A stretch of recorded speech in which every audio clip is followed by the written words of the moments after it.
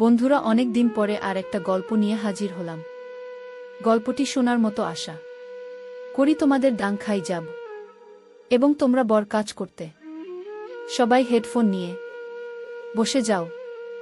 যদি আমার গল্প শুনে মজা পাও তাহলে অবশ্যই আমার চ্যানেলটি সাবস্ক্রাইব করবে। তো চলো বন্ধুরা, আমরা কথা না বাড়িয়ে আসল গল্পে চলে আয়। আমার নাম স্পনা, বড়লোক পরিবারের 4 ভাইয়ের একমাত্র বোন। বাবা মা অনেক দিন আগেই এই পৃথিবী ছেড়ে চলে গেছেন, কিন্তু আমার দাদারা আমাকে বাবা মায়ের অভাব কোনোদিন বুঝতে দেয়নি। আমি এত আদর আর ভালোবাসায় বড় হয়েছি যে তারা কোনো কিছুর অভাব কোনোদিন বুঝতে দেয়নি আমাকে। আমি যা চেয়েছি তাই সাথে সাথে পেয়েছি। আমার বড় দাদা গ্রামের নামকরা মানুষ ছিলেন, আর ছোট 2 দাদা বিদেশে পড়তে গিয়েছিল। কিন্তু আমার পড়াশোনা করতে ইচ্ছে হতো না। আরেক ভাই গ্রামে ডাক্তারি করত। আজকাল দেখি ছেলে হোক বা মেয়ে সবারই মোবাইল আছে, তাই আমি আমার দাদার কাছে একটা স্মার্টফোন চাইলাম। আমার বড় দাদার সাথে সাথে সাথে আমাকে একটা নতুন স্মার্টফোন কিনে দিলেন। এটা পেয়ে আমি অনেক খুশি। আমি অনেক সুন্দরী, তাই নিজের ছবি তুলে ফেসবুকে পোস্ট করতাম, আর অনেক লোকে আমার ছবিতে লাইক এবং কমেন্ট করত। লোকজন আমাকে অনেক পছন্দ করতে শুরু করেছে। একদিন আমি সোশ্যাল মিডিয়ায় অভিষেক নামে একটি ছেলের সাথে কথা বলি। সে অনেক বুদ্ধিমান। ও আমাকে বুঝিয়েছিল যে ছবি ফেসবুকে আপলোড করা ঠিক না। তারপরে সোশ্যাল মিডিয়া থেকে আমার সব ছবি ডিলিট করে দিয়েছি। আস্তে আস্তে অভিষেকের সাথে আমার বন্ধুত্ব বাড়তে থাকে, এবং আমাদের বন্ধুত্ব কখন ভালোবাসায় পরিণত হয় বুঝতেই পারিনি। তার সাথে প্রতিদিন ফোনে কথা বলতাম, আর ঘন্টার পর ঘন্টা গল্প করতাম। আমি গ্রামের মেয়ে, আর অভিষেক শহরের ছেলে। আমরা দুজনেই একে অপরের ভালোবাসায় পড়েছি। একদিন আমি জানতে পারলাম আমার দাদা গ্রামের উকিলের সাথে আমার বিয়ে ঠিক করেছেন। কিন্তু আমি অভিষেককে ভালোবাসি, তাই অন্য কাউকে বিয়ে করব কিভাবে? আমি আমার বৌদিকে অভিষেকের কথা বললাম। যখন বৌদি দাদাকে বলল অভিষেককে আমি ভালোবাসি, তখন দাদা আমার হাত থেকে মোবাইলটা নিয়ে নিল। আমাকে বলে, ওই ছেলের সাথে কথা বলবি না। ফেসবুক দেখে কারো সাথে ভালোবাসা করা ঠিক না। এই ধরনের মানুষরা সবসময় খারাপ হয়, যারা মেয়েদেরকে ভালোবাসার জালে ফেলে প্রতারণা করে। কিন্তু অভিষেক এরকম না।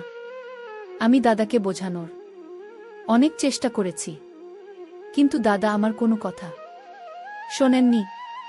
দাদা আমাকে অভিষেক কে ভুলে যেতে বলেছিলেন, কিন্তু আমি ভুলতে পারিনি। একথা আমি অভিষেক কে বললে অভিষেক আমাকে বাড়ি থেকে পালিয়ে যেতে বলে। আমি দাদাকে অনেক বোঝানোর চেষ্টা করেছি, কিন্তু দাদা বোঝেননি। তাই একদিন রাতের অন্ধকারে বাড়ি থেকে পালিয়ে অভিষেকের দেয়া ঠিকানা পৌঁছাই। অভিষেকের সাথে দেখা হওয়াতে আমি অনেক খুশি, কারণ অভিষেককে প্রথমবার দেখেছি। আমাকে দেখে অভিষেকও অনেক খুশি। অভিষেকের পরিবারে কেউ নেই, ও একটা ভাড়া বাড়িতে থাকে। আমরা দুইজনে কোর্ট থেকে বিয়ে করে নেই। স্বামী স্ত্রী হয়ে সংসারকে সুন্দরভাবে চালানোর জন্য অভিষেক অনেক পরিশ্রম করত। আমি অভিষেকের সাথে অনেক খুশি। আমি বাড়ি থেকে পালিয়ে এসেছি, তাই হয়তো আমার দাদারা আমাকে খুঁজে বের করার চেষ্টা করেছে, কিন্তু তাতে আমার কিছু যায় আসে না। আমি আমার স্বামীকে নিয়ে খুশি। অভিষেক ও আমার অনেক যত্ন নিত। আমি আমার জীবনে এই সিদ্ধান্ত নেওয়ার জন্য কখনো দুঃখ করিনি। কিন্তু একদিন আমার সাথে এমন ঘটনা ঘটল যা আমি কখনো কল্পনাও করিনি। একদিন আমি ফোন পেলাম, আমার স্বামীর অ্যাক্সিডেন্ট হয়েছে। আমার পায়ের নিচ থেকে মাটি সরে গেল। দৌড়াতে দৌড়াতে হাসপাতালে গিয়ে দেখি আমার স্বামী জীবনের শেষ পর্যায়ে এসে পড়েছে। মানে আমার সারা জীবন নষ্ট হয়ে গেছে, যার জন্য আমি গ্রাম থেকে শহরে এসেছি। আজ সে আমাকে একা রেখে চলে গেছে। কাঁদতে কাঁদতে আমি গান হারিয়ে ফেলেছি। সেই অবস্থাতেই স্বামীর শেষকৃত করেছি। কারণ এই শহরে আমার স্বামীর নিজের কেউ নেই, আর আমারও স্বামী ছাড়া কেউ নেই। কিন্তু সেও আমাকে ছেড়ে চলে গিয়েছে। এখন আমি সম্পূর্ণ একা। আমি কখনো ভাবিনি আমার সাথে এমন হতে পারে। আমি তেমন একটা শিক্ষিত না, এবং আমার যা কিছু আইডি ছিল সব দাদাদের বাড়িতে। আর আইডি না থাকায় আমি কোনো কাজও পাচ্ছি না। বিয়ের মাত্র 2 মাস পরে অভিষেক এই পৃথিবী থেকে চলে যাওয়ার পরে আমি দাদাদের সাথে যোগাযোগ করার চেষ্টা করলে তারা আমাকে অস্বীকার করে, বলে তুই আমাদের জন্য মরে, তুই আর এ বাড়িতে পা দিবি না। আমরা সারা গ্রামে বলে দিয়েছি তুই এই পৃথিবী ছেড়ে চলে গেছিস। আর একটা মৃত্যু মানুষকে এনে গ্রামের সবাইকে দেখিয়েছি। আমি জানতাম যে দাদাদের কাছ থেকে আমি এইরকমই উত্তরই পাব। কিন্তু আমি এখন কিভাবে বাঁচব? আমার মাথায় তো সমস্যার পাহাড় নেমে এসেছে। অভিষেক এই পৃথিবী থেকে চলে গেছে 1 মাস হয়ে গেছে। কয়েকদিন আশেপাশের লোকজন আমাকে সাহায্য করে, কিন্তু কতদিন এভাবে কেউ সাহায্য করতে পারে? আমি ঘরের কিছু জিনিসপত্র বিক্রি করে কোনো রকম খেয়ে পরে বাঁচতে থাকলাম। কিন্তু ঘর ভাড়া না দেওয়ায় একদিন বাড়িওয়ালা আমাকে বাড়ি থেকে বের করে দিলেন। এখন এমন খারাপ দিন এলো যে আমি রাস্তায় ভিক্ষা করতে বাধ্য হলাম। যখন কেউ খাবার দিত তখনই খেতাম, না হলে না খেয়ে ঘুরে বেড়াতাম। আমার থাকার জায়গা ছিল না, তাই রাস্তায় দিনরাত পড়ে থাকতাম। একদিন ক্ষুধার কষ্ট সহ্য করতে না পেরে একজন লোক ভিক্ষা দিতে এলে আমি তার পা ধরে বলতে থাকলাম, স্যার আমি 2 দিন কিছু খাইনি, আমাকে কিছু খেতে দিন, দয়া করে আমাকে কিছু খেতে দিন, না হলে আমি এই পৃথিবী ছেড়ে চলে যাব। তিনি আমাকে বললেন, তুমি কি আমার বাড়িতে যেতে পারবে? একথা শুনে আমি অবাক হয়ে গেলাম। তিনি বলতে থাকলেন, আমার বউ এই পৃথিবী ছেড়ে চলে গেছেন। আমার একটি ছেলে আছে, বয়স 4 বছর। আমি চাই তুমি আমার ছেলের দেখাশোনা করো। যদি তুমি তার দেখাশোনা ঠিকমত করতে পারো, তাহলে আমি তোমাকে থাকা খাওয়ার সব দেব, এবং তুমিও বেঁচে যাবে। যাই হোক, আমার জীবন অনেক কষ্টে চলছিল। আমার থাকার কোনো জায়গাও নেই। বাড়িওয়ালাও বাড়ি থেকে বের করে দিয়েছিলেন। এখন কেউ খাবার দিলে খাই, না দিলে না খেয়ে থাকি। তাই আমি সাথে সাথে রাজি হয়ে লোকটির সাথে তার বাড়িতে গেলাম। বাড়িটা অনেক বড়, এবং সে অনেক বড় লোক। ওই বাড়িতে উনি ছাড়া একটা ছোট বাবু ছিল, যার বয়স মাত্র 4 বছর। উনি আমাকে খাবার খেতে দিলেন আর বললেন, তুমি মন ভরে খাও। প্রথমে তো আমি মন ভরে খাবার খেলাম। খাবার খাওয়ার পরে তিনি আমাকে বললেন, তুমি এই বাড়িতে আরামে থাকতে পারো, এখানে তোমার কোনো সমস্যা হবে না। এই বাড়িতে শুধু আমি আর আমার ছেলেই থাকি। এইবার তুমি বলো, তুমি কে? আমি বললাম, আমার নাম স্বপনা এবং আমি অনেক ধনী পরিবারের মেয়ে ছিলাম। আমি আমার 4 ভাইয়ের একমাত্র বোন। আমি ফেসবুকে একটি ছেলের প্রেমে পড়ে গ্রাম ছেড়ে এখানে আসার পর আমাদের জীবন সুখেই চলছিল। তারপরে একদিন আমার স্বামী দুর্ঘটনায় এই পৃথিবী ছেড়ে চলে গেলেন। আমার উপরে আকাশ ভেঙে পড়ে এবং আমাকে রাস্তার ধারে ভিক্ষা করতে বাধ্য হতে হয়। 2 দিন কিছুই খেতে পাইনি আমি, তাই আপনার পায়ে পরে মিনতি করেছিলাম। আপনি আমাকে সাহায্য না করলে আমি না খেয়েই শেষ হয়ে যেতাম। লোকটি তখন বললেন, তুমি আমার বোনের মতো, তুমি এখানে থাকতে পারো, কিন্তু বিনিময়ে তোমাকে আমার ছেলের দেখাশোনা করতে হবে। আমার বউ এই পৃথিবী ছেড়ে চলে গেছে, তাই আমি ছেলে নিতে পারছি না। আমার একটা কাজের মেয়ে দরকার, যে তাকে মায়ের মতো মানুষ করতে পারে। তিনি আমাকে তার ছেলের সাথে পরিচয় করিয়ে দিয়ে বললেন, এটা আমার ছেলে এবং এর নাম আকাশ। এর জন্মের পরপরই এর মা পৃথিবী ছেড়ে চলে গেছে। আমি কোলে নিয়ে তাকে আদর করতে থাকলাম। আমি ভাবতে থাকলাম, আজ যদি আমার ছেলে থাকতো তাহলে সেও এর মতো হতো। আমিও বিয়ের 1 মাস পরে মা হতে চলেছিলাম, কিন্তু আমার একটা সমস্যা হয়, তাই আমি মা হতে আমি আপনাকে কথা দিচ্ছি যে আমি একে নিজের ছেলের মতো মানুষ করব। আমি আকাশের যত্ন করে অনেক আনন্দ পেতাম। আমার একমাত্র দায়িত্ব ছিল আকাশের যত্ন নেওয়া, তাকে সময় মতো খাওয়ানো, সময় মতো ঘুম পাড়ানো, তার পোশাকগুলো পরিবর্তন করা ইত্যাদি বাকি সব কাজ করার জন্য অন্য লোক ছিল। একদিন সকালে ঘুম থেকে উঠে দেখি আকাশ বিছানায় নেই। আমি উঠে বাইরে এসে মালিককে জিজ্ঞেস করলাম, আকাশ কোথায়? সে তার বিছানা নেই কেন? বাড়ির মালিক বললেন, সন্ধ্যার মধ্যেই ও বাড়ি ফিরে আসবে।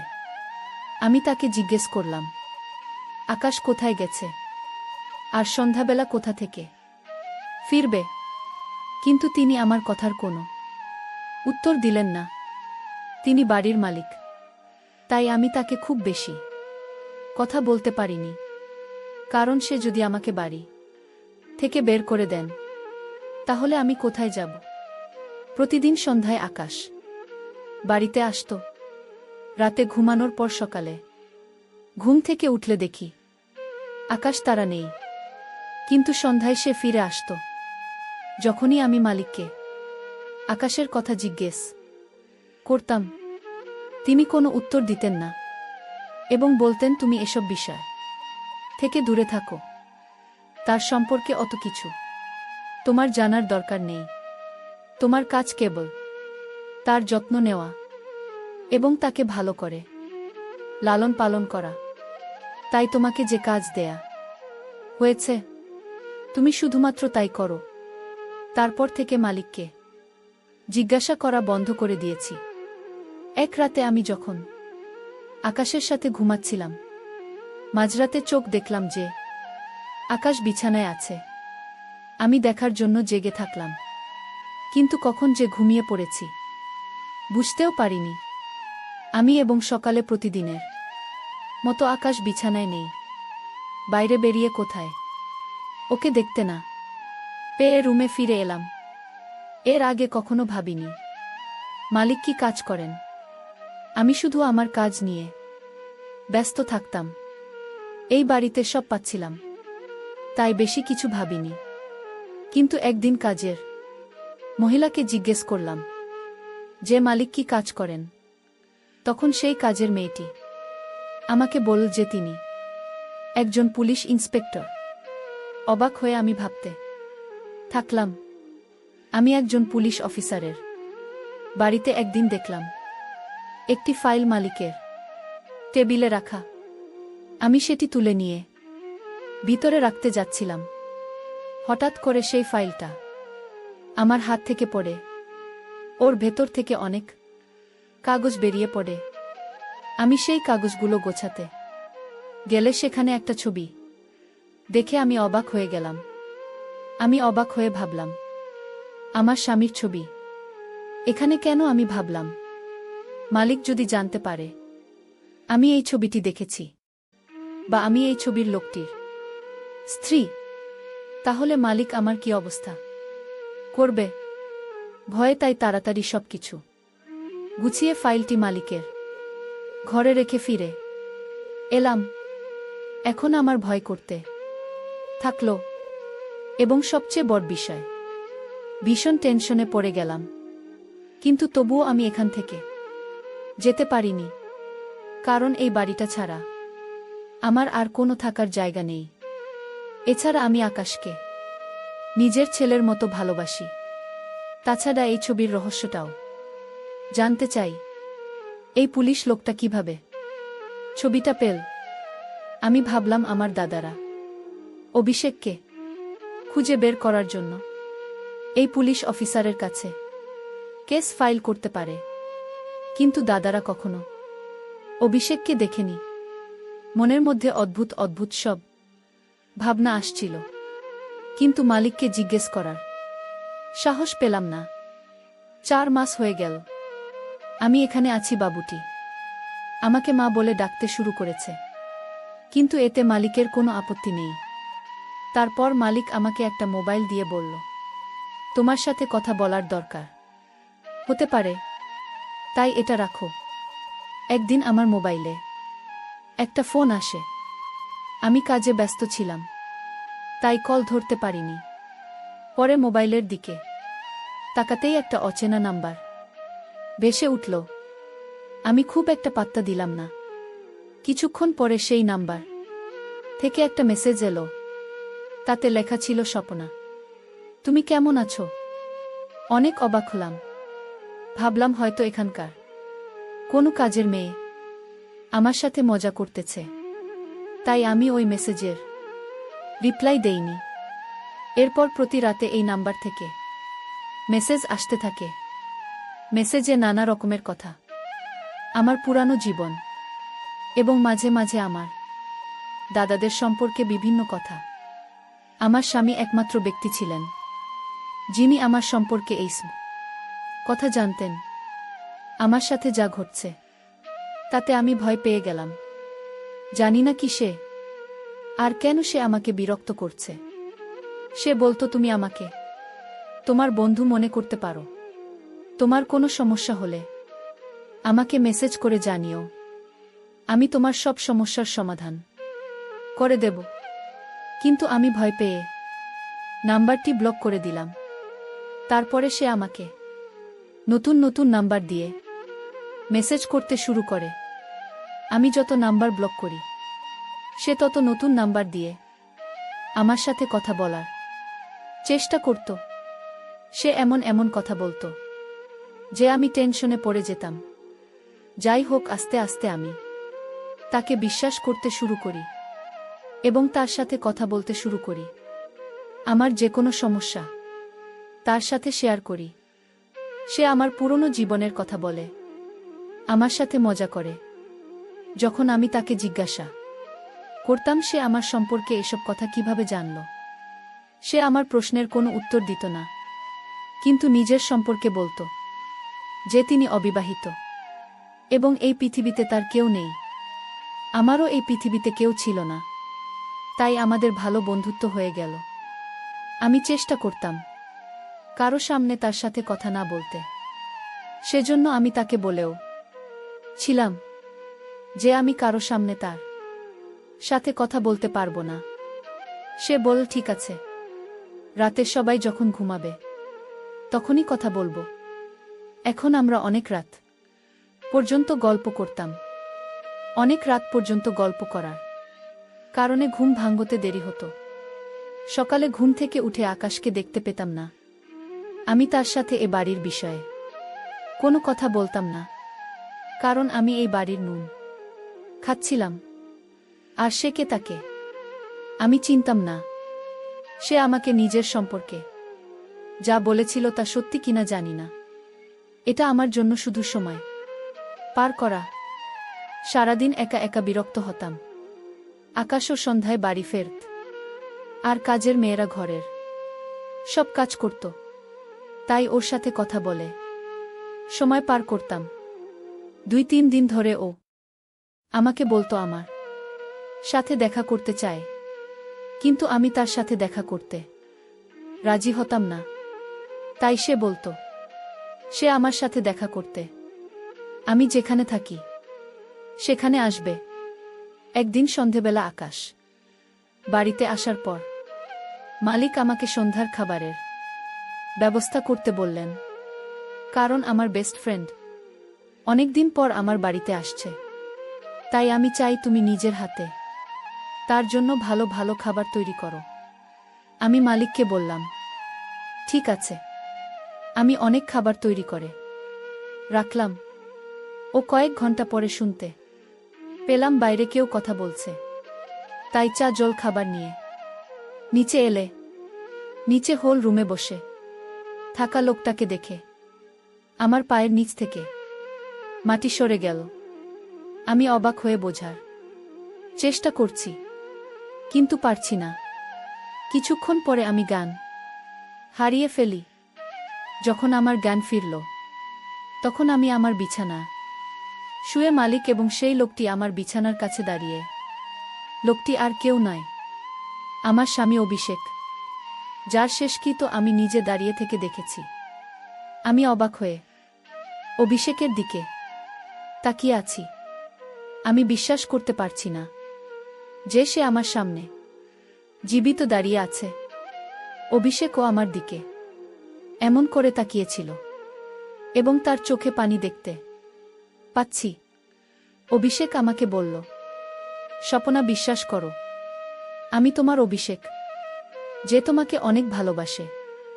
দেখ, আমি বেঁচে আছি। এই বলে সে আমার কাছে বসল।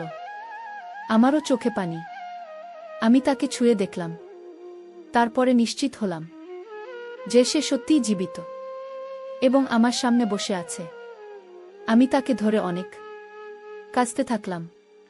সেও আমাকে ধরে অনেক কাঁদছিল। তার চলে যাওয়ার পর